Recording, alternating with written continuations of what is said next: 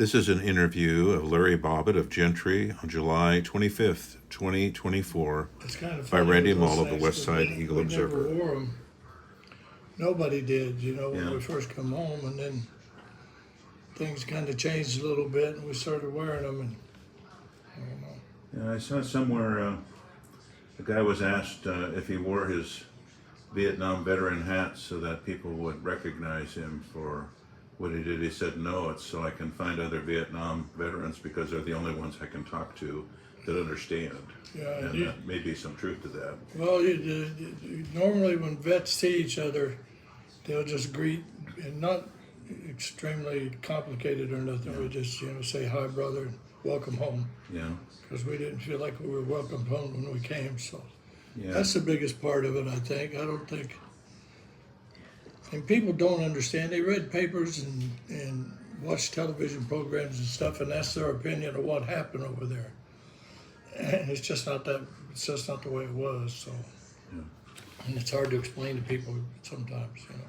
I know my first journalism class, probably my only journalism class in college, was at Long Beach State, and probably been about 1974.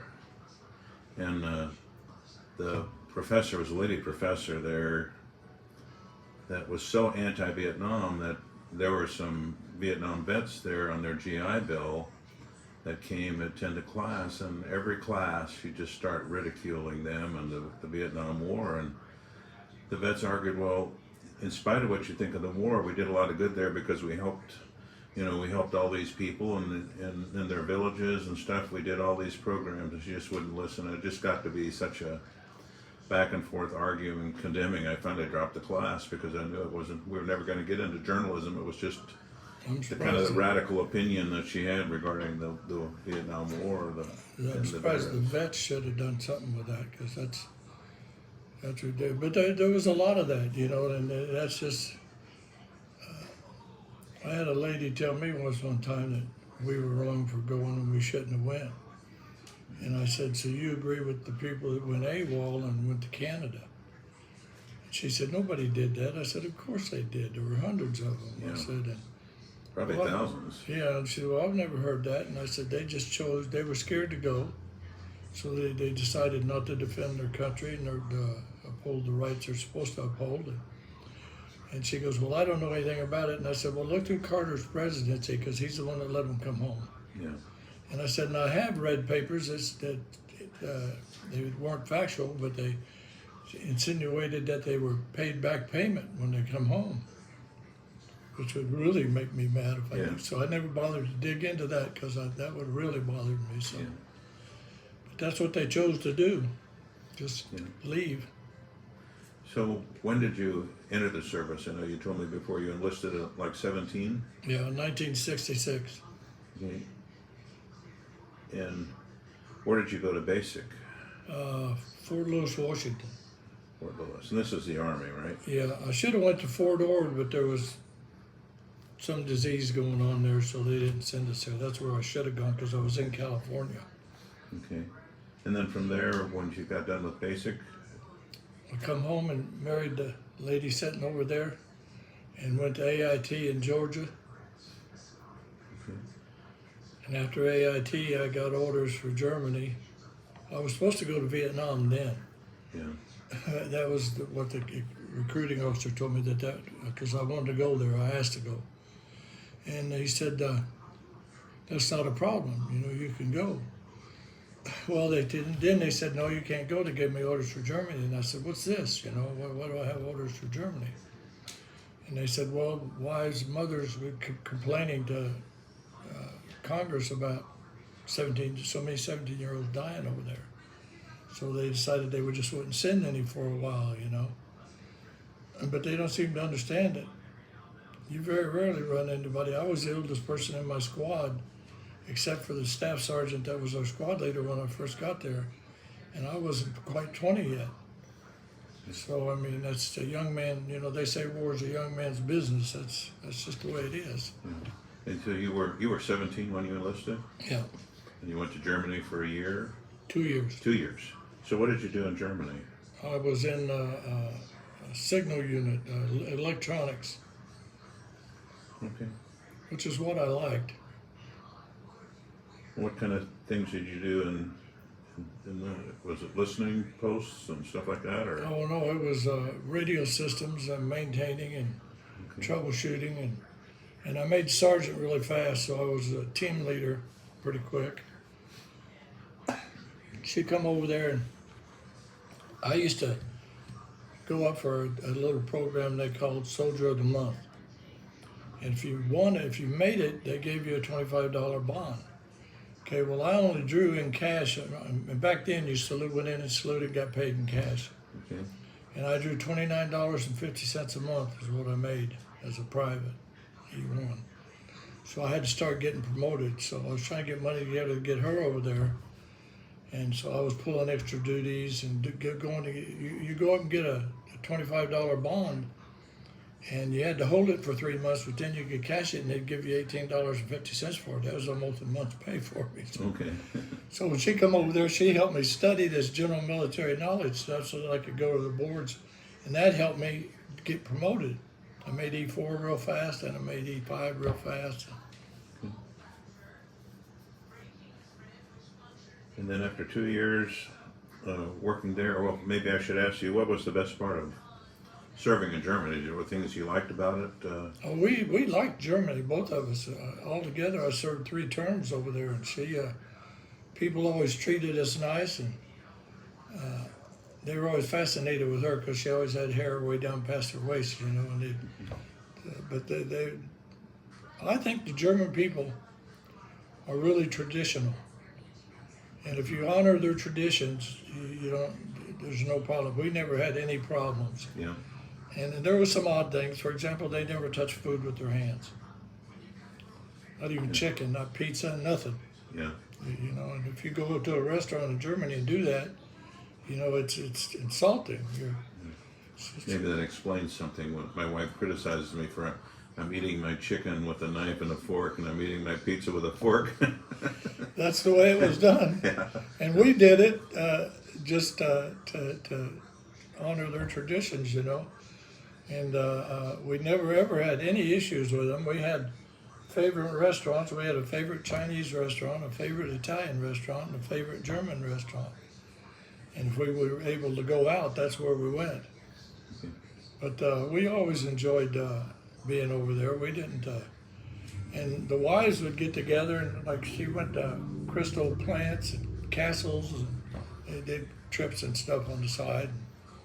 We did things with sister units in the German army, so you know you get involved with them, and like I said, if you treat yourself, if you act in a decent manner, they'll return. They're friendly people. And where did you serve there? What was there a certain base? I served in the first one when she was with me in a little town called Heilbronn, Germany. And then the next one was in Würzburg, Germany. And the last one was in Nuremberg. We could walk to what Hitler was going to use as his World Congress. You know, when you see the pictures of him and he's up on that platform with a steel railing, got his hand in the air, and all the soldiers are marching by. Yeah. That building was within walking distance of where our quarters were in Nuremberg. That's where they held the trials following the war too, right? Yeah. Was it in the same building or in the? I don't know. You know. That would be interesting. It was a beautiful building. It had ponds out front with swans in it and stuff. You know, I mean, the German people are.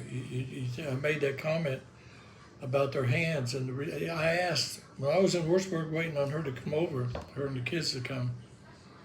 I was taking a German class just to kind of familiarize myself with some of the language, you know, because you get away from it and you don't use it. And I asked her, I said, why won't Germans touch food with their hands? And she goes, that's a not uncommon question. She goes, but you people, Americans, wash their hands all the time. And she goes, I'll be around them, they wash them constantly, just whatever they're doing, they'll stop and wash their hands. And I said, yeah. She goes, Germans don't do that. She goes, we're working on it. She goes, they'd go out there and work on the farm and come in and eat. They wouldn't wash their hands. Yeah. She goes, so that's why we don't touch our food, the fact that we've done it. But she said, we realized what's going on, and we're on top of it, so. But it didn't offend her to tell me. Yeah. I said, that's it. And we had a landlord, the first apartment we got, I got it while I was trying to get her over there, and it was just a coal heated apartment. You had to put a block of coal in the water heater to take a bath. Well, and the only thing in there that didn't work like that was the stove in the kitchen that she cooked on had gas. It was gas. So, but that's the only apartment we could afford. So it was, and we liked it there well enough. As I got promoted, we got a little bit more money. We moved and got a better apartment, but it just we just never found anything that was. And you know, we'd go out. I used to try. We'd go out with other couples. I used to try to order for everybody, you know. And I'd make mistakes with the language. German's a hard language, and they'd laugh a little bit, but they'd always show you how to tell you how to say it. And it was all good natured. So we always enjoyed it. They do some weird stuff. They put mayonnaise on their French fries. Okay. I thought that was weird. Yeah. So, were there some bad parts, things that you didn't like about being there, other than far away from home? Well, you're away from. But for us, see, we got married when we were kids. The day we got married, she was 16 years and 20 days old, and I was 17. We got married, and I shipped out straight for advanced training, and then from there we went to Germany. And since I was married when they sent me, it's only a 2-year tour. You don't have to stay a full 3 years. Okay. Because we'd had to pay for all that ourselves. And but we never. I don't think there was any. Was there anything about Germany you didn't like, hon? No, I like it over there. Yeah, the people were just, you know, and the kids go to school over there, and they would come home singing Tannenbaum, which is Christmas tree, singing that stuff. For me, it was the first time I left California. Yeah, Okay. That was a shock. Yeah, quite a bit different. she'd never left California. The first place she went was Heilbronn, Germany. So. Yeah. And where did you live in California? Up around the Sacramento area, Okay.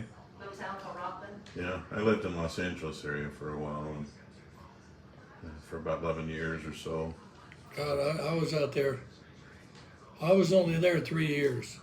I got there on my 14th birthday and left when I was 17. I turned 17 in March, and they finally gave me my orders in July Okay. of '66. So And so then, when did you go to Germany? Germany, I mean, to Vietnam. Vietnam was in. I'm not sure exactly when, but it was in '69, October of '69. October '69. That's my memory in there. Okay. How long were you in Vietnam? Till October of '70. Yeah, okay. Well, it was supposed to be November. It was supposed to be 13 months. I don't know why a tour was 13 months. Yeah. But I got orders to come home early. Okay. And then you didn't get, that didn't happen. If you were supposed to leave on Thursday and a mission come up on Wednesday, you had to go. There wasn't no give or take in that area. But all of a sudden, as a matter of fact, we had a little custom. Everybody would make their own. Each squad would make their own. It was called a short timer stick, and some of them would be made out of wood. And ours was a 20 millimeter cannon round, and we had the brass all shined up, and that's what we had a chain hanging on it. And you say you were the shortest person in the unit, which meant you were the next to leave. When you left, you would put one of your dog tags on there, and then it'd pass to the next person. So it had a lot of tags on it, and I got it because I was the next person to go, and I just got orders almost instantly when I got that, and everybody started teasing me, hey, who you know, Sarge, what's all this about? I said, I must have messed up my dates, because, and I got orders to go to, trying to remember the name of that town, starts with a D. Anyway, it was a big town, and Was it Long Bend, was it? what? Long Bend? No, it wasn't Long Bend. I don't know. It was up toward northern. Da Nang or something. Da Nang, that's it.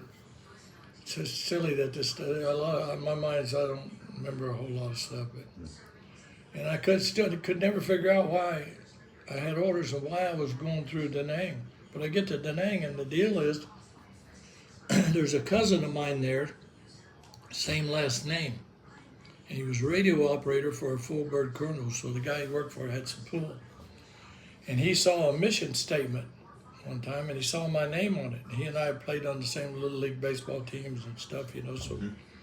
So he went to the colonel. This is my brother, and he's due to leave here. I was wondering if you could get him out here early so I could spend some time with him before he goes home.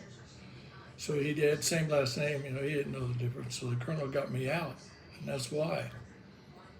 So I thought it was nice. They had real mattresses and toilets that flushed, and hot and cold running showers, you know.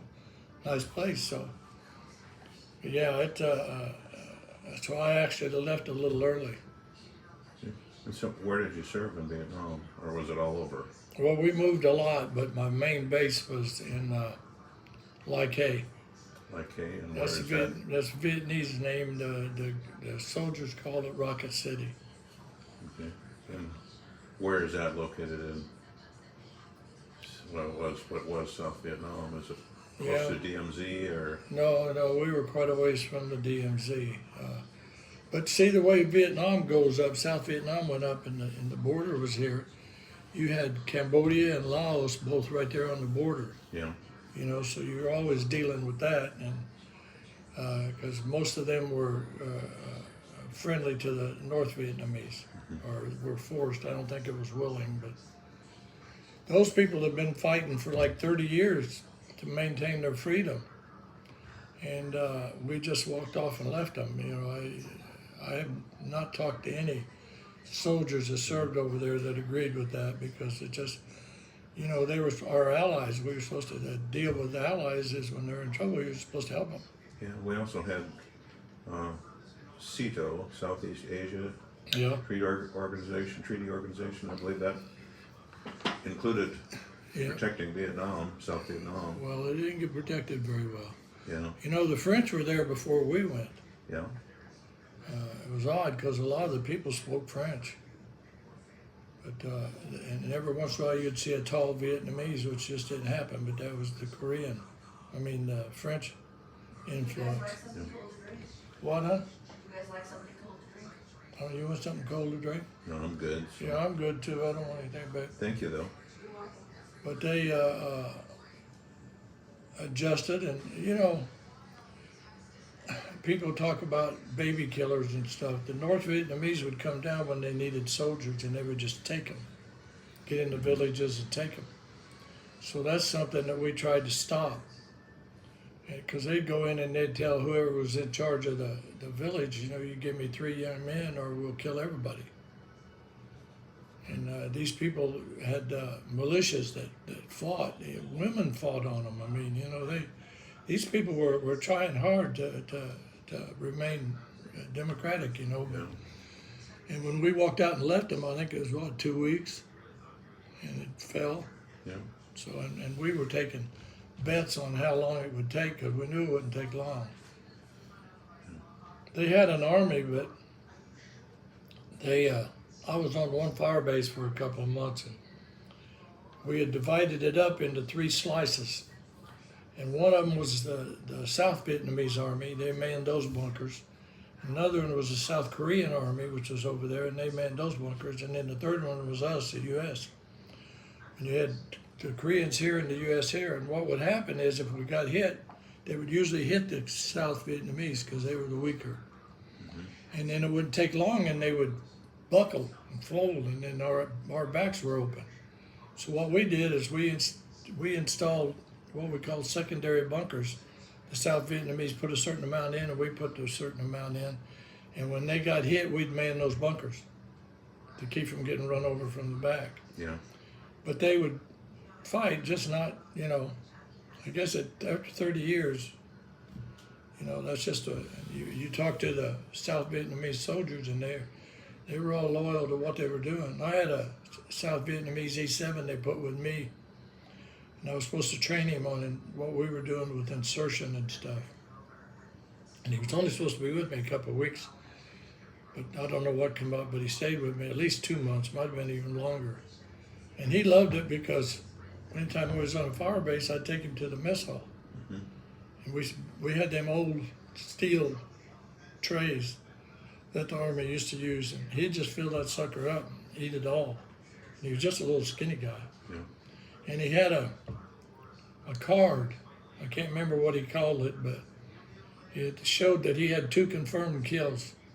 And he was proud of that. He kept that with him all the time. But if anything come up, he'd show you that he had 2 confirmed kills, you know. And he had been in the Army since he was just a kid. Yeah. And that's the way it was for him, you know. And, you know, I always compared him to the revolution here, you know, and the people that were fighting. They were just farmers, but they were the ones that were doing the fighting, you know. So. Did you deal with the Hmong people quite a bit? Because I know they were helping fight already when just the CIA, you know, really wasn't officially any U.S. military action.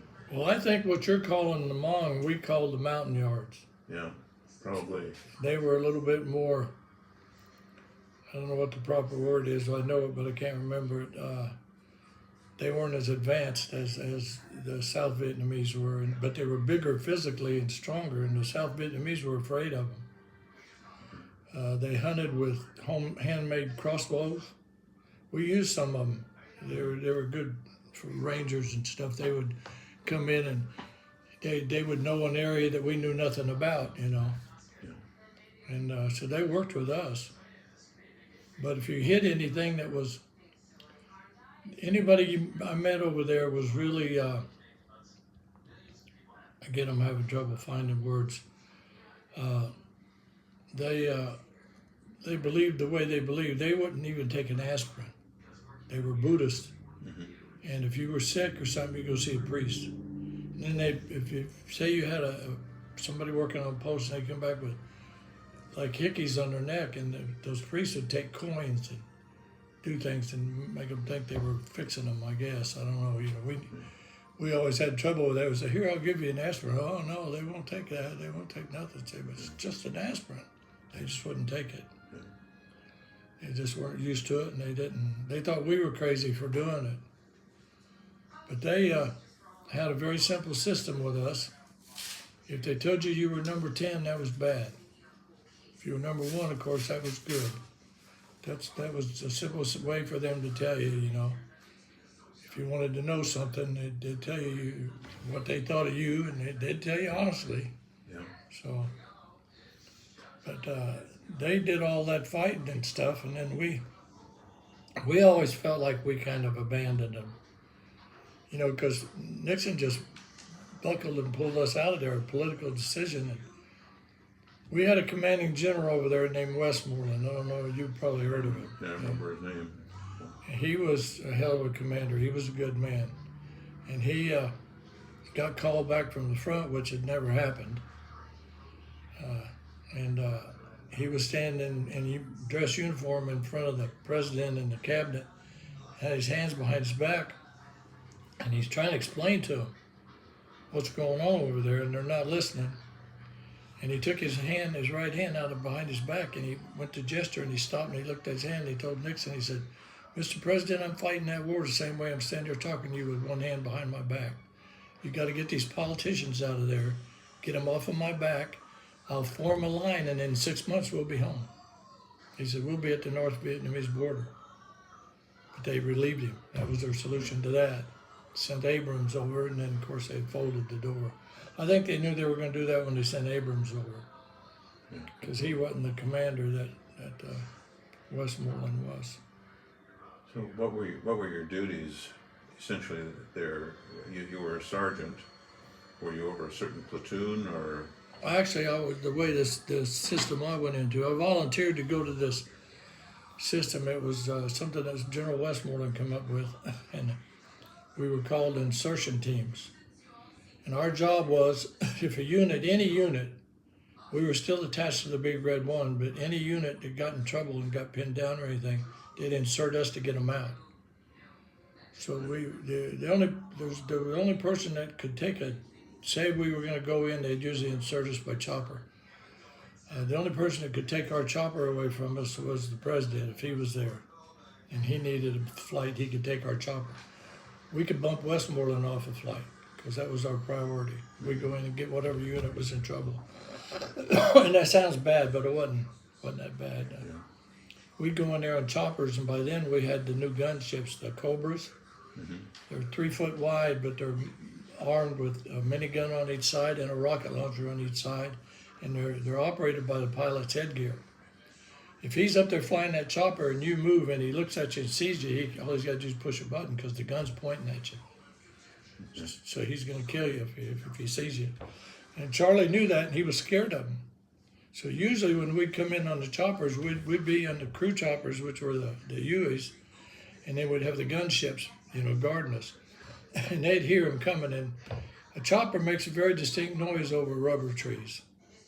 It's hard to explain, but just anytime I hear a chopper going over here, I know what it is. And a lot of times when Charlie heard that, he'd bail out, and we'd just establish a perimeter and get the wounded out and come back home. So it wasn't as bad as it sounded. Okay. Well, I wonder, and so how often did you end up going? Was it a daily thing where you were out, or just every week or so you'd have to go? Most of ours deals were platoon was the biggest unit that we would send out. Usually it was squad, a couple of squads. We'd send a couple of squads out. But what they did is they come up with this system where, say I went out and we was out 2 days, and we come back. We got 3 days where they couldn't send us out. Well, of course they could, but unless it was emergency. And they would make me, I'd have to take one of those days, the first one, and I'd have to pull duty commensurate with my rank. So I'd pull sergeant of the guard or something. And the guys would all have to pull guard. One day a guard, and then we'd be off 2 days. And then we'd go back and we were eligible to go out. And assistant squad leader, my job was, if we were going to go out, I'd have the squad out at 4 a.m. And I'd go through all of their gear to make sure they had ammo and no contraband or anything, And that's why I get angry when these people talk about guys sitting out in the bush smoking dope. That just didn't happen. You're supposed to have my back when you come out there, and you better be able to do so. So no drinking, no booze, no nothing. But I'd go through their bags and make sure they had their ammo counts right and everything, and make sure my machine gunner was and his ammo bearer and everything was ready. And that was my job. And when the squad leader showed up, I just reported to him and we left. And then we'd be out until we come back. And if it was a mission to relieve somebody, we went on choppers. So, but it was pretty simple stuff. I didn't have to be there, but I asked to be. Because I wanted to feel like when I left, like I'd done something, So, and I still have trouble dealing with it. Everybody does. I had a talk with a mental therapist up there Monday, and she really got me screwed up. I'm still kind of just asking questions that she needed to ask me, but still. Brings back lots of memories when you start thinking about it again. Yeah, she had access to my records, and of course she knew that. Was that from me, babe? Yes, Captain at DA. Oh. Did you explain to her? Look, is there a big turd? Does everyone go? Yes. That's the lady that talked to me. She just stuff like she said, I'm going to be asking you some stuff. She goes, now, if you absolutely tell me you're not going to answer it, I'll back off. But she goes, I have to find out what's going on and blah, blah, blah.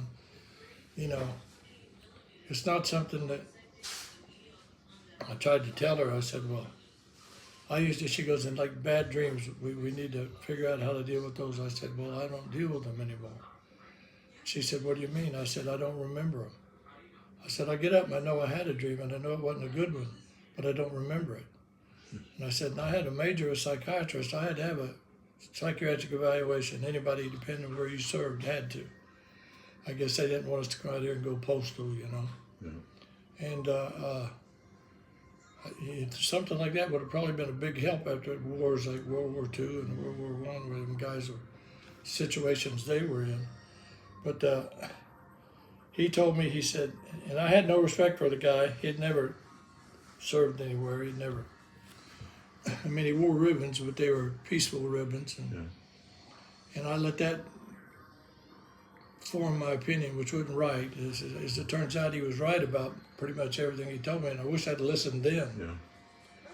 But I didn't. I just realized later that, well, that guy knew what he was talking about. And he told me, he said, your mind will protect you from that stuff. He said, it's always going to be there. It's going to be a part of your life. He said, but your mind will get to a situation, if it gets bad, where it just won't let you remember it. The problem is, I don't remember any dreams. Nothing. It just stopped. You know, I used to have some dreams about some pretty good dreams, but you know, she used to have to wake me up because I'd be going nuts over there, but it's getting better.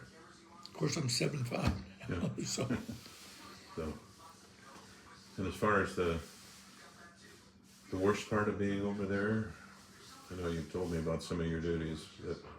It was the worst thing that I ever did over there was body count. And the guys that worked for me, if I'd put them out on a listening post, and I'd leave it, whoever I put out there all night, and I'd run a roster. I didn't pick somebody because I didn't like them or something. Yeah. And they complained about that. Boy, they hated it. I said, you don't know what it's like sitting out there all night. So I went out and sat out for 8 hours. And after that, I sent them out for 1 hour each. Because they just scared the hell out of you out there. Yeah. You know, the biggest snake I ever saw in Vietnam, and I saw some big ones. We were on a day back and we were pulling duty, and I always kept a guy named Williams as a rifleman in my squad as my driver, because I was sergeant of the guard, so I had a Jeep. Now, you're on a bunker, so you can't have headlights on, even though it's dark. And the military Jeeps had what they called, I can't even remember what they called them, but they were lights that weren't really lights. They were dull. Yeah. Anyway, so because Charlie would shoot you if you had your headlights on. You know, you'd be out there a mile away, depending on what kind of a weapon he had. And the road was made by the engineers. It was 8 foot wide, and it was arched, so it would wouldn't wash away with the rains that run on. And we went down, and the last of my area I was responsible for was 3 towers. And we'd check the towers when we were coming back. And I was looking at my notes or something, and William stopped, and I looked up and I said, what's the matter? And he goes, was that log there when we come through, Sarge? And I looked up, and there was a log laying across the road. But I noticed the log bent with the road, and it was pretty big. And I said, that's not a road, it's a damn snake. Yeah. I said, run over it. And I pulled my 357 out, and he did a stupid thing. You can't drive an Army Jeep in first gear. By the time I get to you, I got to shift. He took off in first gear, and of course he had to shift, and that snake cleared the road. So I still to this day don't know how long he was. Couldn't see either end, so I know he was over 8 feet. Yeah. And he crossed the road, and they'd come in and eat rats because of food and stuff. There was a lot of rats in there. It used to get so bad on fire bases, they'd have the mess hall gather garbage, and they'd stack it out there. And at night, the rats would come to it. And they'd get volunteers, and they'd give them 12-gauge shotguns with double-aught buckshot. And they'd sit in a half moon. They'd have the lights set up. When you heard them working through the garbage and stuff, they'd flash the lights on, and then they'd kill as many as they could. And they'd shut the lights off because the others would come and eat the ones you killed. Yeah. And they'd try to keep the rats' numbers down by doing that. So it was strictly voluntary, though. Yeah. But I did that just to anything. I went out and sat 8 hours out there, and I had to come back, and he said, what'd you think? And they're all grinning, and I said, I'll change it. And I was going to set them up 2 or 3 hours. Then I thought back to what it was going on when I was out there, and I said, no, so I'd put everybody for an hour. So we,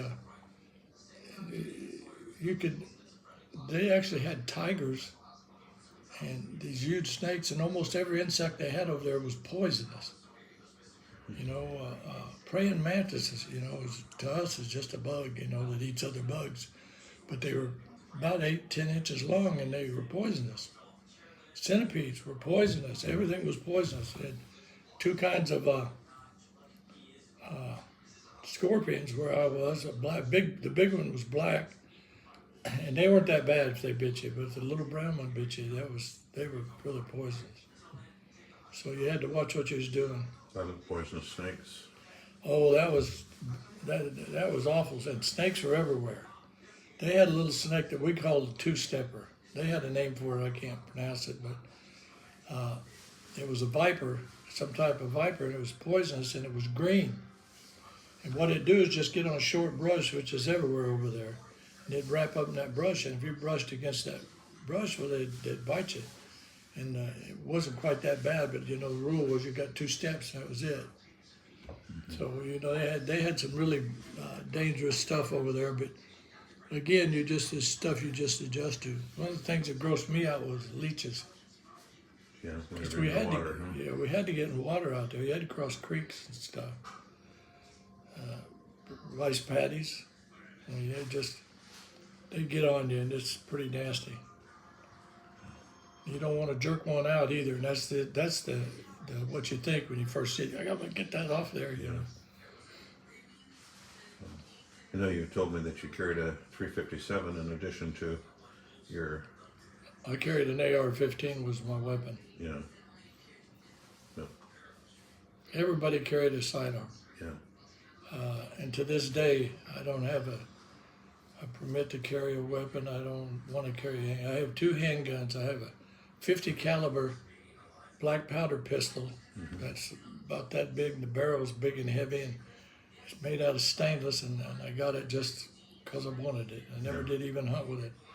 And I got a 44 caliber black powder pistol that one of my sons gave me when I retired as a retirement gift. But they just stay in the cabinet, and I don't carry them. But when I got to Vietnam, I had a Army issue 45 with a shoulder holster, and I carried that. But and I qualified with it, but you couldn't hit them little suckers with it. I mean, they're moving, and it had knockdown. They were so high on drugs sometimes I believe they were dead, and they just didn't know it yet. Yeah. And of course, they could kill you if they could still pull a trigger. Yeah. And I was complaining. We used to have one of the guys in our squad knew a Cobra pilot. Not a Cobra, but a Huey was a pilot. And back then, we used to volunteer to go up and on our days off to be door gunners. And in a Huey, you'd have an M60 on a tripod on each door bolted to the deck. And then you'd stand behind that M60, and you had a harness that went around you. That way, if you got shot, you could fall out the door, but you couldn't fall from the chopper. Yeah. You keep you up there. And we'd go out with him and volunteer as door gunners and go out with him. And when they got the Cobras, they didn't need them anymore because all you had there was a pilot and a navigator. Yeah. I don't know why Cobra needed a navigator. Assistant pilot, I don't know what they called him, but we, there was so many things going on. And when I was in the Army, anytime my class come up, like they might tell me, I need 2 or 3 guys from your unit to go to, what's the class? They'd tell me the class. A lot of times I'd go just for the heck of it. Yeah. Get away from things. And I went and took an IQ test one time. I thought this would be interesting. So he wanted 3 people. I picked 2 of my squad guys that I thought was pretty sharp, and we took off and went up there and took the IQ test. We tested every year on our jobs. I don't think they do that anymore. We had to be tested every year on your MOS. The odd thing was, when I took that IQ test, I scored 137.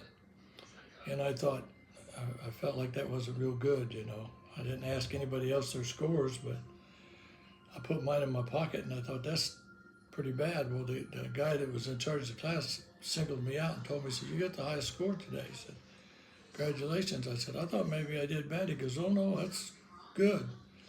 Well, in my MOS test that year, I scored 137. And I always wondered about that because what are the odds of that happening? Yeah, that you get the same score on both. My MOS covered 42 different jobs. So I just had to read the books and do the best I could, but I had to maintain a level commensurate with my rank. So, yeah, I used to take classes just to get away from things. Yeah. I volunteered to do a thing with our sister unit. It was called Bundeswehr.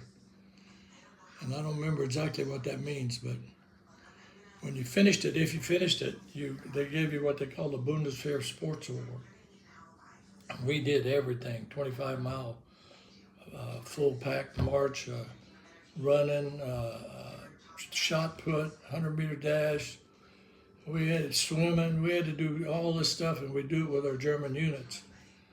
And if you failed any one thing, then you didn't get the award. So, but I'd do that stuff just kind of get away from things and Yeah. be different. So, and I know I was going to ask you about memories, and I know you told me about body bags and making sure the person's whole body is in the bag when they're sent back. That was the worst thing I ever did. Yeah. The worst thing I ever did. And you want to make sure it's the right color. You don't want to put a white arm with an African American, or that might sound kind of grass, but it's something that you had to watch, because the military would seal the bunker or the casket, and you'd tell them, we recommend that you do not open this. Yeah. Now, if you open the thing, you're silly, because there's a reason for them telling you that. Yeah. My little brother got killed in a bunker. A round hit it, and 7 of them got killed, and the bunker was sealed. And my mother mentioned she wanted to get it open so she could make sure it was him. And me and my other brother that served over there, we went over there and told her, I said, look, you don't want to do this. I said, you're going to see something, and that's not what you want to think of it. So we talked her out of it. But he was sealed for a reason. Yeah. Figured they took a direct hit by it was friendly fire. It was one of our artillery rounds. Somebody switched the number somewhere and killed them. Killed 7 of them.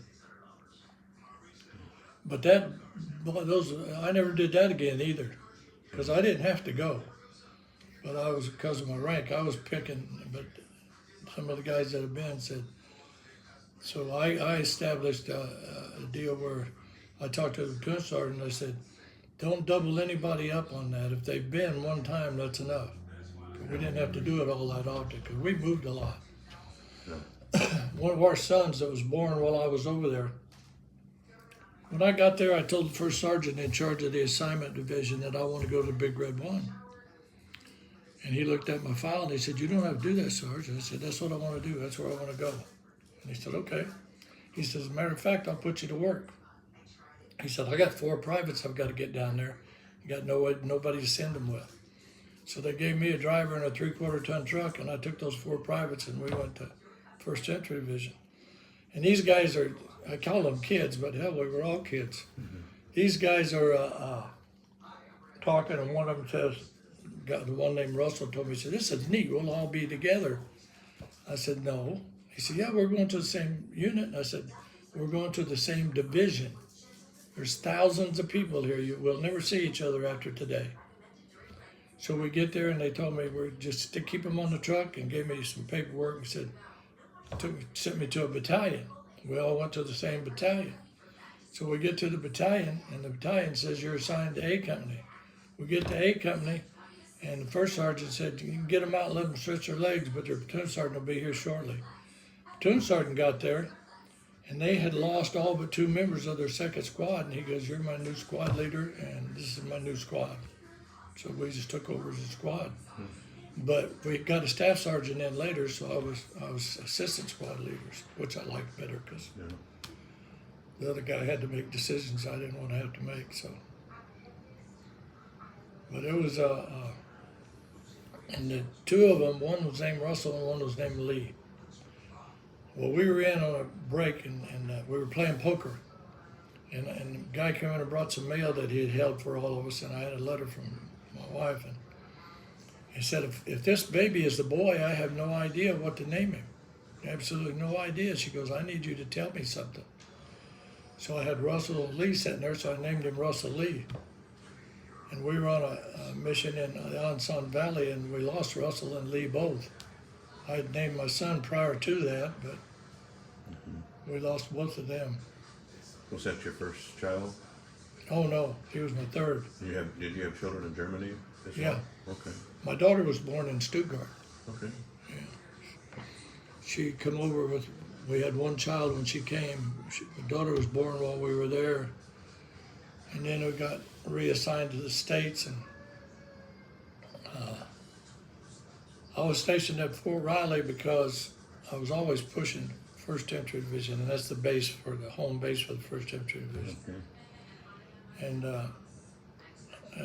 they always shipped me out of there. 5-6 months maximum is all I had in the States, and then they shipped me to Vietnam.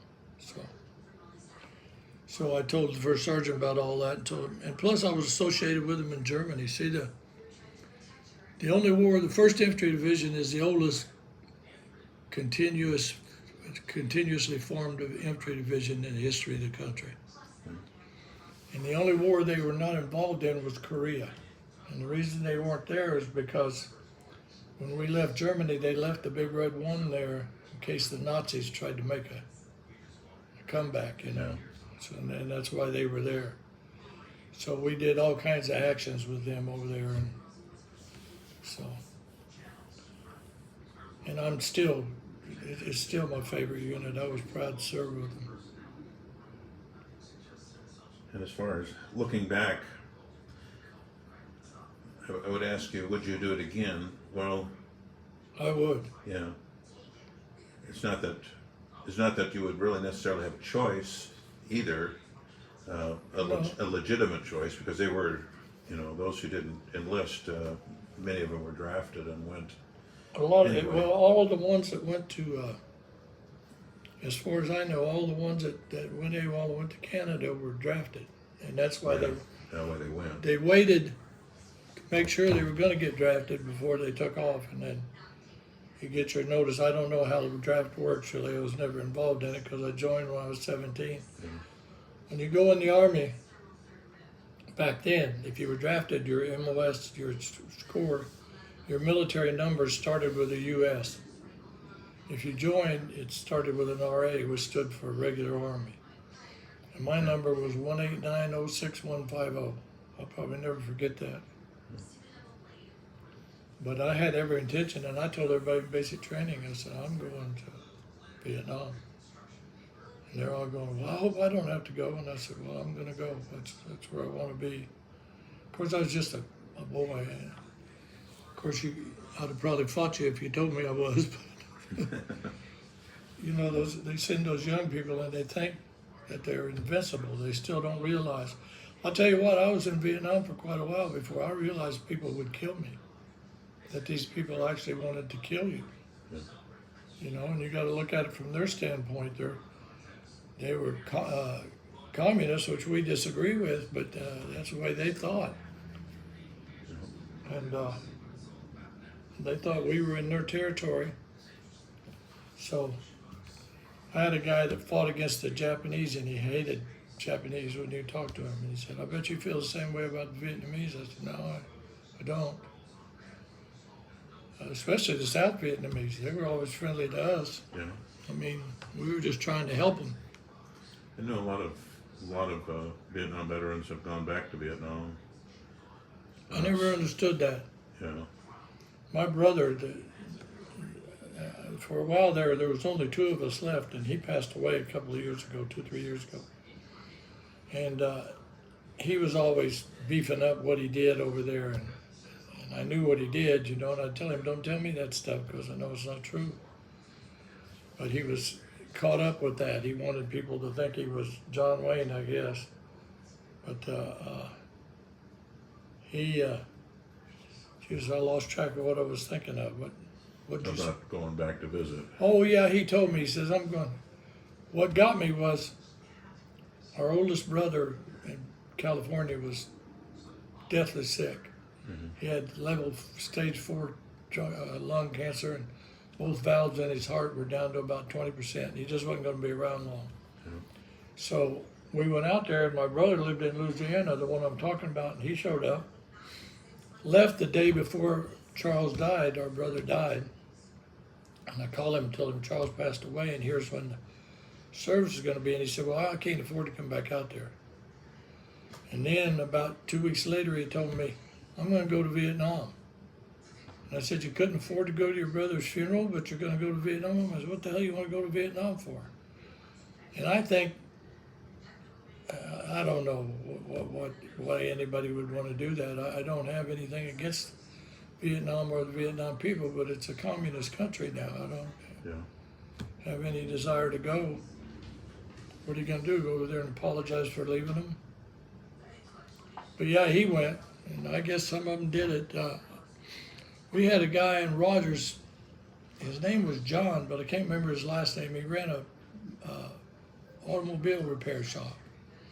And he serviced my motor home for me. And he had been in Vietnam. And I was at the hospital, the VA hospital, I guess. I'm not sure anyway, he come in there. And I asked him, I said, what are you doing? He goes, I come back once a year. And I said, what do you mean come back? He said, I live in Vietnam now. And I said, really? And he goes, yeah. And I said, what'd you do in Vietnam? He said, I was a mechanic. I said, okay. Well, I mean, you know, I think they look at things different. That's why my hat says combat veteran. There's a difference between a combat veteran and a veteran. My oldest son is a veteran, but the only place he served was Texas and Alaska. And nobody shot at him up there. But he's still a veteran. Yeah. So, but he moved over there, so I just was amazed that he'd done that. I said, I can't believe that. And he said, my money goes a lot further over there. And I said, well, yeah, but Jesus. And I don't know. He said his daughter was really upset with him for doing that, but I can't picture that. And I told my brother, I said, don't ask me something like that. That's stupid. I said, I'm not going back over there. Yeah. Probably bring back a lot of memories. I would be scared of going to some of the places that I'm sure they've changed now, where I was at and bad things happened. I mean, you know, I just don't see it. For me, it's, and that's, I'm speaking for me, you know. I don't by any way or means speak for Vietnam veterans. They speak for themselves, but I still have hard feelings. Take Hanoi Jane, for example. I still don't like her. And I never will, so. And they say you gotta let that stuff go, but I don't know. Yeah. And what about when you got home? What kind of treatment? Well, see, that's another thing, and you can't blame the American people in general, but there are people protesting and stuff, and their fathers were in World War II and the Korean War. I mean, there's no difference. You're just responding to the call of your country, and you go and you do what you're supposed to do. And but we come home, and we asked them in Saigon before we flew out, because they had to fly me from Da Nang to Saigon to catch a flight to the States. And we said, well, what about our uniform? When I got to Saigon, I got back with some of the people that I served with and stuff. We said, what about our dress uniforms? You don't take dress uniforms to a combat zone, you know. We had none with us. And they said, well, don't worry about that. It'll be there, and it'll be name specific, and your ribbons and everything will be on there, and you guys put your uniforms on and go home. So we got home, and they put us in civilian clothes and put us on a bus and took us out the back gate because they didn't want to offend the protesters. Yeah. So yeah, I don't have good feelings about that. Yeah. And I blame the American people partially for being hoodwinked with that. I mean, come on, and another thing that really offended me was, and they still do it, was those same people that were protesting would show up at funerals where people were trying to bury a son and protest the funeral. You know, I mean, to me, I just can't comprehend doing something like that. Yeah, if somebody had done something like that when we buried my little brother, I'm not sure what I would have done. Probably wouldn't have been pretty. Yeah. But that kind of stuff was just hard for me to understand. I can't understand people thinking that way. I was just a little boy when our guys went to Korea. And I don't, of course, I wasn't around yet then. I wasn't around until 55, but I think when they came back from Korea, they weren't treated so badly as Vietnam. Vietnam was No, they were, popular. and I don't understand that. But mainly it was the protesters, and most of the protesters were drug users. You know, they'd get high and say, let's go protest somebody's funeral or something. And of course, not all of them were, and that's not an excuse, but they, I just don't understand the logic. They didn't do it at any time. They welcomed the vets from Iran and Iraq when they come home, you know. Yeah. And yeah, it's for some reason they singled out on us. VA at first wouldn't even let us join. Said we couldn't join the veterans of foreign wars. And then all of a sudden they were running out of members, so they decided, hey, let's let them join. Yeah. A lot of people went to Vietnam. So. Yeah.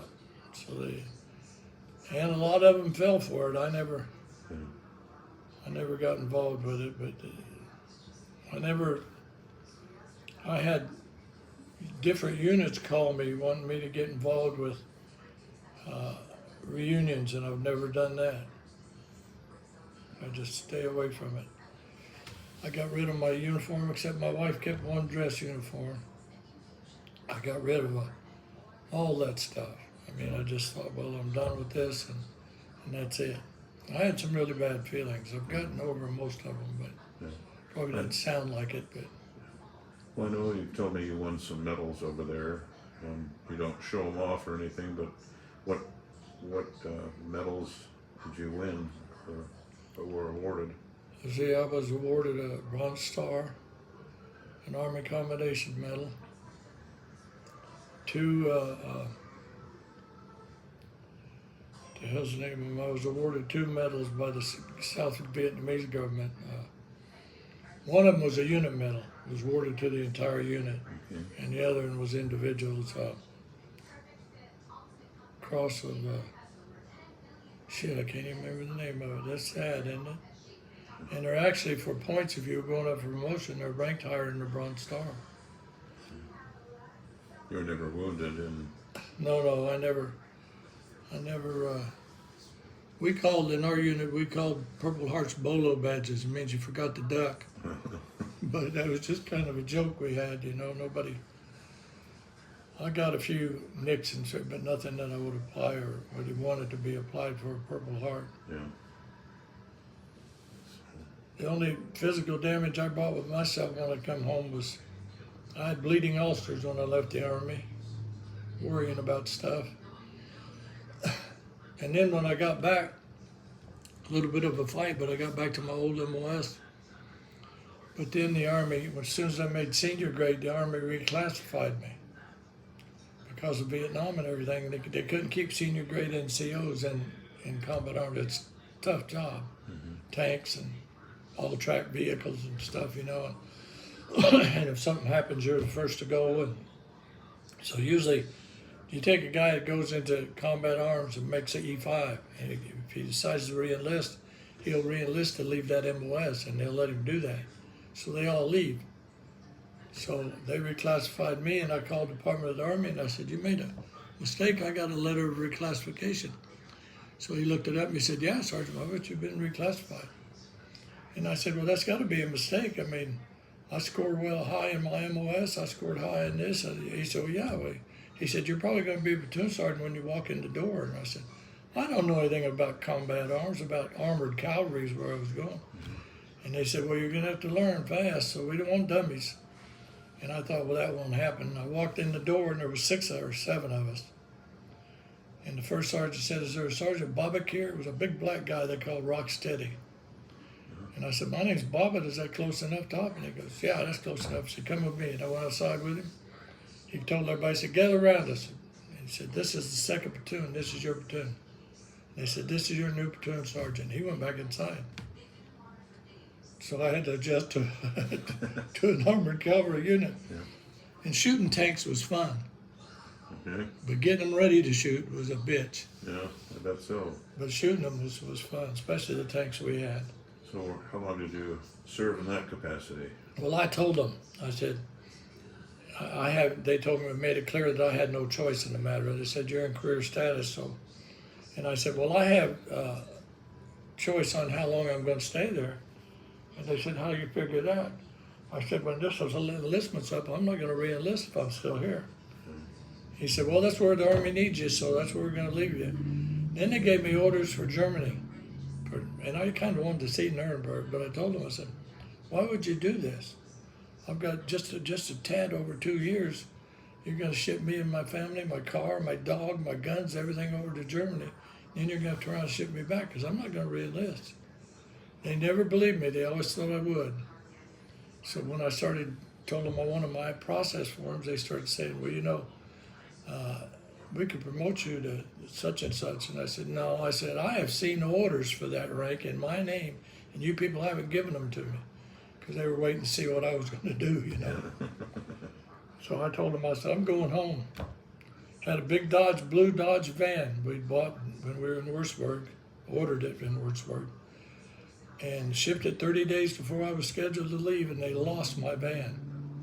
Now, how do you lose the biggest customer or passenger van Dodge made? Yeah. How do you do that? And we get to Fort Jackson, South Carolina, and they gave me my psychiatric evaluation and my discharge and everything, and I said, okay, now where's my car? So after about an hour, they come in there and said, Sergeant, we can't find your car. And I said, don't call me Sergeant. I said, my name's Larry. He said, well, Larry, we can't find your car. They couldn't find it. Didn't know where it was. That's shipped from Nuremberg, Germany, right? I mean, what the hell? Yeah. So my wife says, you know, I got a brother, and we were going to California. It's the only place we knew to go. I'm glad we didn't go there, though. But she said, I got a brother in Arkansas I haven't seen in 4 or 5 years. Why don't we get on a bus and go up there? So we did. Got on a bus and went up there. My brother was stationed there, and he kept our dog for us because we'd taken her to and from Germany. Mm-hmm. And we got to Arkansas, and by the time the Army found that van, I was working, she was working, the kids were in school, and we'd bought a house. So, I mean, it was a long time. I don't remember exactly how long. So I took some time off from work, took a bus back to Fort Jackson, got the car, and went and picked the dog up and come back to Arkansas. And that was in 1979. Okay. And we ain't left since then. Well, I mean, vacation, but that's Yeah. it. Okay. Well, very interesting. So. You see people that got to adjust, and the lady that interviewed me told me, she said, you're very astute at avoiding. And I said, well, if you're talking about something I don't want to talk about, one of the things that bothers me about having been there is, and at my age, my emotions are too close to the surface, and I don't like that. Yeah. So I try to control that. But when it starts bothering me emotionally, then I step somewhere else, you know. I talk about something else. Yeah, I'm sure you've seen enough. So lots to. It's I doubt very seriously if there's anybody that saw action in Vietnam that would do anything any different. I don't think. Some might. Draftees didn't like it. They didn't like the fact that they were drafted and sent over there, but, you know, they came. Yeah. And they were good soldiers, so, I mean, all the ones I was associated with. Because in my squad, my full strength was 11 people. Usually I was at 9. And I had 3 draftees. And 2 of them left while we were there, and they were all good soldiers. And some of them were a little bitter about being sent there, but he said, well, what'd you think? You know, I said, you should have went to Canada. That's what everybody else did. Well, that offended him. I'll tell you something else I saw that I haven't told anybody, that you said things that bothered you a lot. They used to send us up on this mountain. The Vietnamese name for it was Nui Ba Dien. We called it the Black Virgin Mountain. Charlie was always running at that thing, always.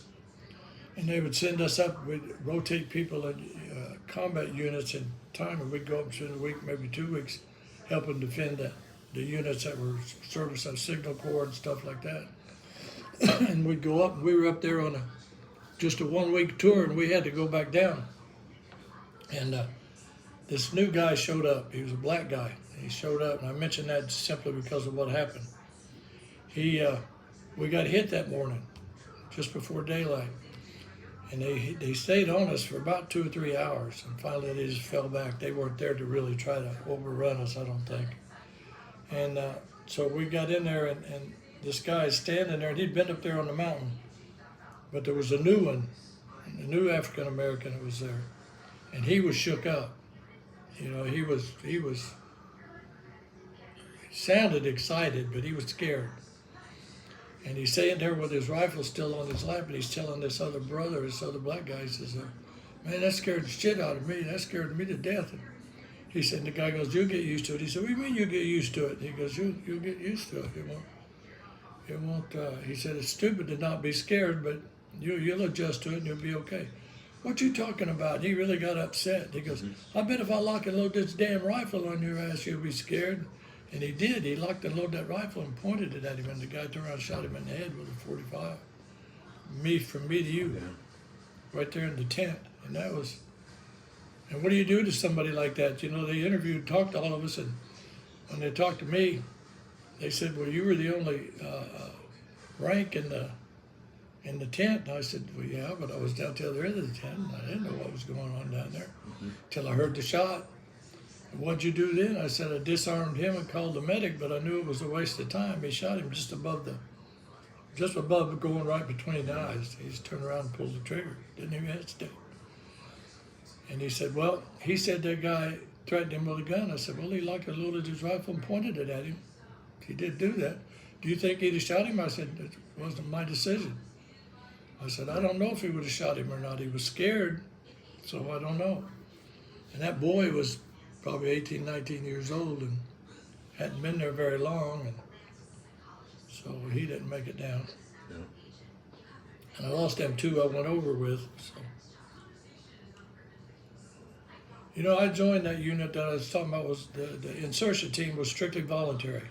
And the reason for that is what we said is that was a shithead-free unit. There's no shitheads here because there's no draftees. Everybody volunteered. Yeah. So anybody that's drafting is fine, but you know, anybody that didn't want to be there and would just complain. So I thought, and I went with a guy from Oakland, where I left from, that had been there. He was going back for a second tour, and I kind of hugged on him, stayed with him everywhere we went, you know, and lost him at the unit because he didn't want to go to the Big Red One. He went to a cavalry unit and he left. Never saw him again, but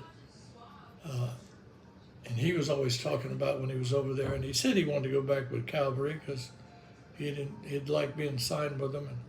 And I said, well, why didn't you just stay? And he goes, I'll push your luck. I read an article one time in the Wall Street Journal. I used to pick them up at the airports when I was flying a lot, give you something to do on the airplane. Not that I understood most of it, but I was reading this article, and it said that studies stated that the more you travel, the more miles you travel, the higher the risk of you being in a serious accident. Plane crash, train wreck, car wreck, whatever. It named all these things that can happen to you when you're traveling. And I thought about that, and I was traveling. I was turning cars in 16 to 18 months with 80,000 miles on them. And I can't remember how many times I drove up on a bad wreck or heard on the radio about one behind me I just went through, but I was never in a bad one. Yeah, I've seen bad ones truck driving. Yeah, I bet. Yeah. As a matter of fact, you see a lot of bad truck wrecks. Yeah. We've had I haul gasoline at the end, so we had a Uh, couple of trucks, gasoline trucks that usually they were unloaded, I think, then, but it still burned everything down to the transmission and the differentials, which everything else was just burned down to ash. One of the wrecks I saw that I remember, I was on I-40. I had a customer in Memphis, Hunt Wesson plant, that bottled oil. And I really liked that plant.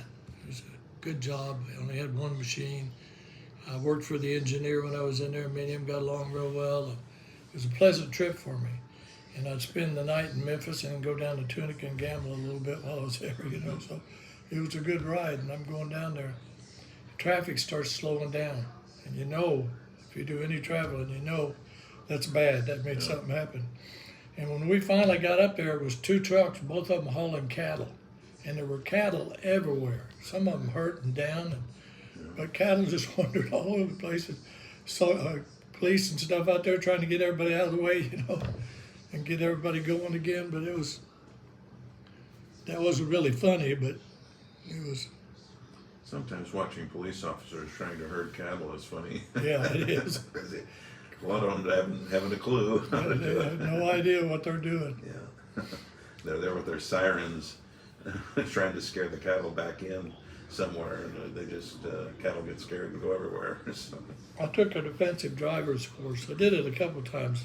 I got so many tickets when I was driving that I'd go do a defensive driver's class so that particular ticket would go on my record. I got a letter from the state one time said if I got one more ticket, they're going to take my license. So I had a lot of tickets. But whenever I left, it was usually because somebody was broken down. You know, I had a customer down and they might be 12 hours away. So, you know, you drive fast trying to get there.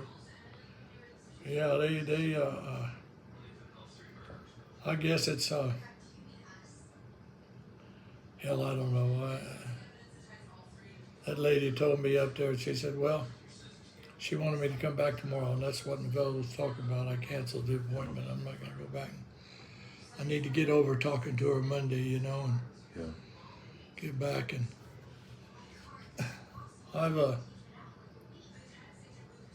was going to do. We had several of us. They wanted to talk to us. It was a military flight, but I can't remember where we were coming from. It wasn't Vietnam. And these reporters were there, and they were gathering up 4 or 5 people, and they wanted to talk to them.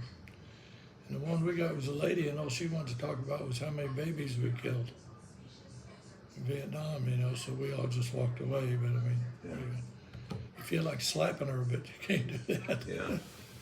That'd prove her point, I guess. Yeah. Well, thank you for talking to me, and I thank you for serving over there. I appreciate had it. every reason to be there. I know some people look at it different now, but They do. I've had a lot of people thank me for my service. The ones that tickle me are the little kids. yeah, One time we were in Walmart, and I was thinking about something going, and finally in the belly grabbed my arm and said, he's been trying to catch you, and this little boy, and he wanted to thank me for my service. I don't know how far he chased me, but I get a kick out of that. yeah, And I appreciate anybody. Of course, right now, the veterans, like we were talking about earlier, always talk to each other, but back then we didn't even identify ourselves. yeah. My youngest son is, hey, hon, how old is Jerry? 52? 53? 53. And he was looking at my hat. We went to bury his daughter. She was killed in a car wreck. And he said, what is that? And he pointed, and I said, that's a Bronze Star. He said, do you have a Bronze Star? And I said, well, yeah, I wouldn't have it on my hat if I didn't have one. He said, that's kind of a big deal, is it? I said, I don't know, I guess. He said, well, you hear about them on TV all the time. He said, I didn't know you had a Bronze Star. And I said, well, what was I going to do, wake you up and tell you, hey, by the way. I just put them away and didn't. Yeah. Matter of fact, I got copy. I was looking at the last copy of honorable discharge that they gave me, and I key on the honorable because the Bronze Star wasn't on there, and I thought, well, what the hell is this? So I called the Department of the Army, and was talking to this woman, and I said, the Bronze Star's not on my discharge. Well, she goes, you could tell she thought I was lying. She goes, well, we don't add or subtract anything. I said, well, by God, somebody subtracted it. I said, it's on my other discharges. And she said, well, if you can come up with the original orders and send them in there, we'll issue you your Bronze Star. And I looked around, but I gave it up. I told her, I said, they're lost. Well, you know, we've moved and stuff. I don't know where they're at. And she goes, well, I'll find them. And one day she walked in with her arm behind her and said, guess what I found? And she'd found the Bronze Star and I can't remember the name of the other one. Combination medal? Yeah, the combination medal. Thank you, hon. She found them both, so we took and made a copy of the orders and sent them to VA, and they sent me a new medal. And I lost all my medals in a fire out in California anyway. Okay. She was staying with one of my brothers out there in a little town called Antelope, and the railroad was hauling Navy bonds. They weren't supposed to stay in the area, but for some reason they kept them overnight and they exploded. And it pretty much leveled the house, and that's where my medals were, in his house. So that was a little bit scary. I was in Würzburg waiting to get her and the kids over, Yeah. and I heard this thing on the American station, the GI station, and I sit up and we'd had an inspection. I was putting my stuff up, and said in Antelope, California, and I thought, what the hell? So what do? You know, you're in Germany. Yeah. So I started trying to get a hold, and luckily in a couple of days I got a letter from her letting me know everybody was okay. And Yeah, that's a long time to wait to find out, too. yeah, well, I went through a couple of those things that were bad. When I was in Vietnam, like I mentioned, we moved a lot. Wherever the action was the heaviest, they'd put us on a fire base there because they wanted us close enough to get there quick. Yeah. And I just got into a new fire base, and as a non-commissioned officer, I usually got a little corner that was my own that was walled in. Everybody else just slept in a big tent that's wooden framed, and I'm sitting in my little private room, you know, and the E7, that was my new platoon sergeant, come in and said, don't unpack your stuff. He said, just get what you have to have because you got to go. And I said, where am I going? And he said, you got to go home. He said, no, I don't have any details. All I know is he said, you got a new baby? And I said, yeah. And it took him a while to find me to let me know that her and the baby were okay. Yeah. Because I was moving and, you know, Red Cross doesn't have. And the message I got was both were fine. And then he tells me that, and he said, all I know is the baby's in bad shape and you got to go home. So they shipped me home, and he was sick was he sick for 2 weeks, son? 3 weeks, and then he got over it. He had double pneumonia. And he got over it, so I was home for 30 days, got drunk one night and got in trouble, and the sheriff goes, well, I'm going to put you in jail. I said, okay. And he goes, well, usually people don't agree with me. And she goes, he's got to leave for Vietnam in the morning. That's why he doesn't care. So he goes, well, and he just dropped everything and sent me. I went back. I was actually, it wouldn't have bothered me if I hadn't have gone, but when I got back, I was glad to be back with the unit. Yeah. So, Probably hard to leave them there because you don't know whether they're going to all make it back or not. and they're attached to you. Yeah. They're used to, like as the assistant squad leader, they spent all their time with me and following what I said. The squad leader would come in after I had everything done, and you know, we'd go. And it just, I decided who was on point and who was where, and so yeah, but I got back and we got drunk that night. That was our way of celebrating. Everybody that was there when I left was still there, so. Okay. See, I'm having an issue with shaking. I can't get over that, and but they can't tell me what it is, so that's why they're thinking it's PTSD bothering me, but I don't know. Okay. I'm gonna go ahead and shut this off. Anything else that you'd want to have me say or add to it as I write about this? It'll probably take me a while to write it, but Well, I just would like to see. I hate it when they portray the soldiers as not having wanted to be there, because that's not the case. You know, they were there. You know, I mentioned some of the people say, well, they drafted me just to send me over here, and say, well, that's what the draft's for. You know, I mean, when a wartime comes up, and they'd always the question come, well, how'd you feel when you got drafted? I've never been drafted. I said I joined the Army, but I met a guy over there, Randy, a German, and he had served in the youth corps, you know, when Hitler put all the kids in the corps and fought in 2 engagements against us. And then he got to the United States, joined the Army in the United States, and fought for us in Korea and was fighting for us in Vietnam. So, fought, and he didn't want to fight against us. He made that clear.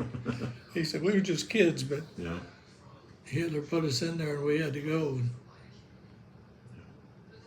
yeah, he was one of the more interesting people I met. I just couldn't, just couldn't grasp that. But, and I looked at him and I said, so you didn't have to be here? And he goes, nope. And I said, how come you're just an E6? You had to be a first sergeant or something. He goes, I don't think I'll ever be a first sergeant because it's in my records that I served with the German Army. And I said, well, shouldn't have anything to do with it, I guess, but